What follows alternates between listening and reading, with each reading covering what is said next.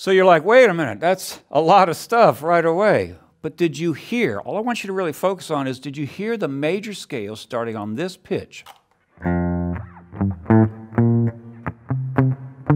just went up the scale, and what note did I start on? Well, you've determined from previous lessons how to find that note. And could you hear that it was major, minor, minor, major, major, minor? I'm simply going up from 1 all the way up through 6, and that's just the diatonic triads. If I had done it in reverse, it would be the same idea. You're just using scalar motion. For example, let's say I had played this.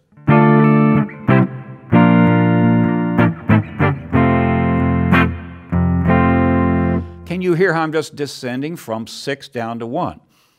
Spend some time singing 1 up to 6, 6 down to 1, and then play along with associating the right major and minor chords. 1, 4, and 5 are major, 2, 3, and 6 are minor. And just do it in the keys that are accessible, like the key of F, the key of G. The key of A is going to get a little jammed up. So what are we going to do about when we get into some of these other keys? Well, I'm going to talk about laying chords out for you on the guitar. You've got your 6th and your 5th string root bar chords, right? There are a lot of different ways you could lay this out, but let's just look at a consolidated area where we put 3 notes on each of the strings. Let's say I'm in the key of G. I can play the 1, the 2, and the 3, all off the 6th string root. Then I can go over to the 5th string root and play a major, major, minor. So that gives me access within a small range, I don't have to cover a lot of fretboard, of getting all of my chords, the 1, 2, 3, 4, 5, 6. And that would serve me in a lot of keys. I could even the key of C. I have access.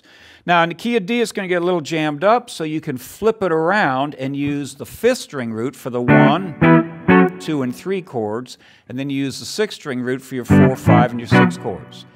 What I'm going to show you right now are the 2 baseline layouts, 3 notes per string, that'll give you access to these 6 diatonic chords with comfort in any key. If you're starting on the 6th string, the 1, 2, and 3 will be on the 6th string, a whole step apart. Then you go over in the same fret as you had your index finger, that's your 4, 5, and 6. So that's 1, 2, 3, 4, 5, 6. And then if I happen to start on the 5th string root, it just reverses. 1, 2, and 3 will be on the 5th string. Then I go down a whole step, or down 2 frets rather, and go to the 6th string. And I'll show you a little trick about this. When you did it off the 6th string, look what you had.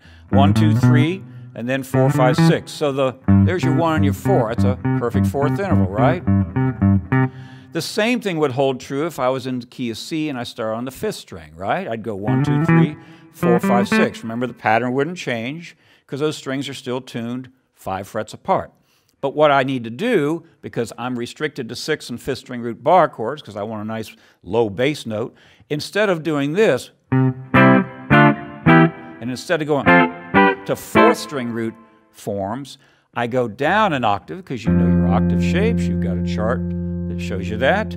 So can you see how I'm simply doing this? Instead of going 1, 2, 3, and then 4, 5, 6 up there, I play the 4, 5, 6 down an octave.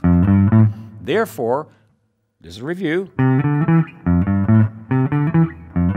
And don't just get these under the fingers. Make sure you know what numbers you're playing, because that's the beauty of the number system and the beauty of our instrument. We get a pattern, it stays the same, doesn't matter where you're playing. I'm going to review one more time for you. If your 1 chord is going to be oriented on the 6th string, you'd use the following layout for accessing 1, 2, 3, 4, 5, 6. If you're going to use the 5th string for your locator for your 1 chord, pretty easy, huh? Why not use patterns to get you up and running? Obviously, the more you learn, you'll be free to play it any way you choose. But I need to give you some tools that'll give you access to those 6 diatonic triads.